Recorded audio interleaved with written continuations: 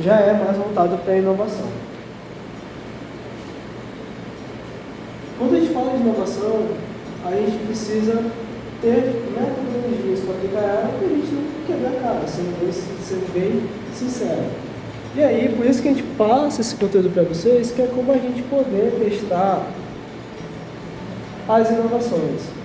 E aí, já para a gente poder seguir um pouco com mais clareza, geralmente quando a gente passa esse conteúdo, o pessoal fica encaixado com o que é protótipo, o que é prototipagem.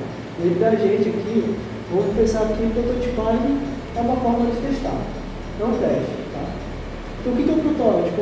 O objetivo dele é acelerar o processo de aprendizado da equipe em relação à solução a ser implementada.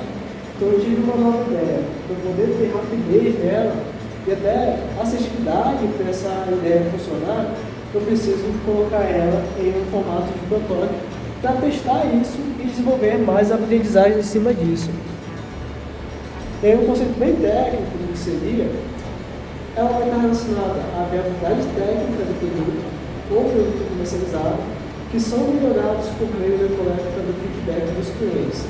Então, é um teste que eu realizo, e aí os aspectos mais importantes deles é a opinião dos clientes. Que em cima da opinião dos clientes, eu consigo entender se o meu protótipo, se a minha ideia, ela é bem aceita ou se ela não é bem aceita. Esse protótipo ele deve levar em conta as características mínimas do serviço ou produto. Ele é apenas uma idealização e representação. O protótipo pode transformar a ideia em algo palpável e concreto. Uma vez definido o que é prototipagem, o que é essa testagem, aí a gente entra em algumas técnicas de como prototipar isso. Uma das técnicas é o formato de vídeo, em que eu posso utilizar esse formato para testar o meu protótipo. Então, qual é a indicação dele? Ele é indicado para projetos com um novo produto ou serviço que envolva muitas etapas e assim possibilita o cliente experimentar todo o serviço ou produto em loco em sua totalidade. Ele, o formato de vídeo geralmente consegue me dar uma visualização bem mais clara de como é aquele tipo de ideia ou de protótipo. A vantagem dele pode ser compartilhada com várias pessoas. Como é formato de vídeo, eu posso estar depois colocando em uma link em que eu possa estar atingindo vários clientes testadores. E aí, quais são as etapas dele? As etapas são definir todas as etapas, eu preciso desenhar ou esquematizar todas as etapas dessa testagem, escolher um colaborador para fazer o papel do cliente durante as filmagens, simular toda a execução das etapas, registrando ela. E é interessante também não ser um filme de 1 hora, né? Precisa ser mais ou menos ali uns 3 a 5 minutos, para que eu possa tanto analisar, mas ele também não seja enfadonho para os clientes. Outro tipo de testagem é o formato em desenho. Um formato bem mais fácil, bem mais acessível, possibilita a visualização gráfica dos processos, produtos ali idealizados. É uma opção que possibilita várias formas de ser explorado. Então, basicamente, as etapas que a gente sugere para eles são separar o novo produto, serviços e etapas, escolher o tipo de desenho que será feito. O desenho deve representar cada uma dessas etapas. Ele deve ponderar os detalhes e situações de diferentes interações do cliente e deve juntar todas as etapas de forma que fiquem interrelacionadas. A gente tem também a forma de simulação. A simulação ela é para várias situações de um novo serviço ou produto. A vantagem dela é o alto grau de realismo em relação às demais e é uma opção que pode ser colocada 100% em loco. Como é que a gente pode colocar as etapas dela? Novamente, eu tenho que desenhar esse produto ou serviço em etapas. Eu preciso escolher uma pessoa de confiança para ensinar todas as etapas do serviço, né, para ele poder demonstrar como o serviço pode ser empregado. Quando fala da simulação, eu lembro muito, não sei se vocês já viram nos sites assim, de hotéis e pousadas, que às vezes tem ali a opção de a gente visualizar em 3D o quarto. E aí seria um exemplo para vocês de como é que pode utilizar a simulação. Tá? A outra forma é maquete, que a gente pensa lá no primeiro exemplo lá das soluções ambientais, tá?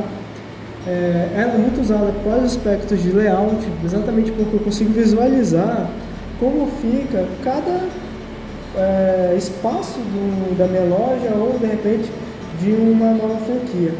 Então, qual é o objetivo dela? Quais etapas que a gente pode colocar? Definir tipo de material, montar maquete com as dimensões reduzidas, usar bonecos que simulam posições e movimentação dos clientes e mensurar os espaços e organização. Quais ações estão envolvidas na prototipagem? Então, sendo um pouquinho mais específico, a gente vai ter várias áreas para testar. Primeiro, aquela pessoa que vai fazer a criação dos componentes individuais. Posteriormente, uma pessoa que coordena essas ações de desenvolvimento. E aí, por fim, uma pessoa que registra o protótipo. Em cada uma dessas ações, eu vou ter várias pequenas ações que eu devo estar executando. Então, na primeira execução de componentes, eu preciso, de repente, estar criando uma página, uma peça, um vídeo, buscar os recursos que já existem na empresa, utilizar a própria internet ali para me auxiliar na confecção desse protótipo. Eu preciso de alguém para estar aplicando ela também, então eu preciso de alguém para criar o acompanhamento do fluxo lógico da aplicação e implementação desse protótipo, que coordene também e ajuste se for necessário, e faça o acompanhamento da validação. E por fim, fazer o registro de todos os detalhes dessa testagem e também fazer a revisão e o ajuste do protótipo. Interessante pensar que a gente separa em 3 aqui, mas pode ser executado por uma pessoa só. Só é importante pensar que tem 3 etapas ali para a aplicação dela. Dicas gerais. Dicas gerais da prototipagem. Quando a gente tem uma ideia, a gente se depara às vezes com um pessoal que fica muito empolgado. Não, eu estou pensando aqui em aumentar minha venda, eu vou mudar o roteiro dos meus funcionários, o cliente vai chegar de tal forma.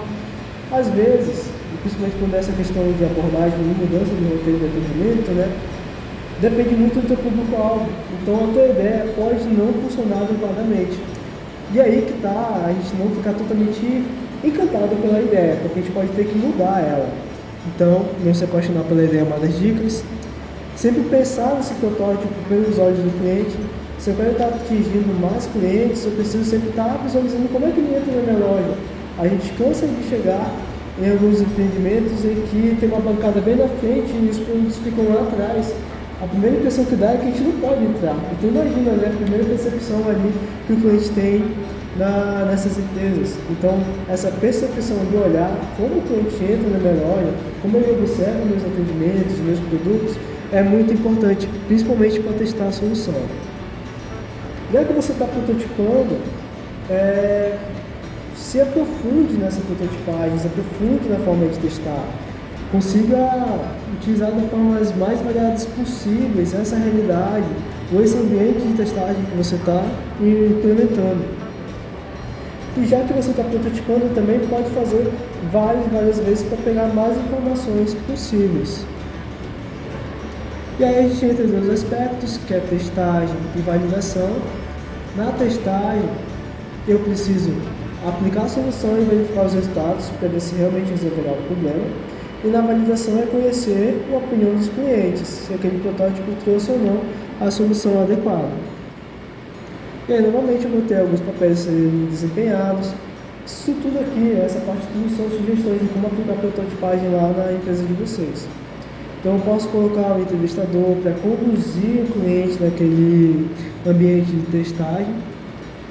Eu preciso definir os clientes testadores e a gente coloca um número padrão de 5 clientes, tanto se for cliente interno quanto se for cliente externo. Eu preciso também de um escrevente, aquela pessoa que possa anotar todas as informações associadas àquele tipo de testagem. E aí eu vou entrar na parte de roteiro. Esse roteiro eu vou ter as perguntas de contextualização, as perguntas intermediárias, as perguntas de orientação do teste e as perguntas consolidadoras. Por que é importante ter essa parte das perguntas? Lembra que vocês estão testando uma solução. E aí todo teste precisa de informações. Então nessa parte da testagem das perguntas, é aquele momento que você coloca as perguntas que vocês acham que é importante para validar o padrão a ideia de vocês.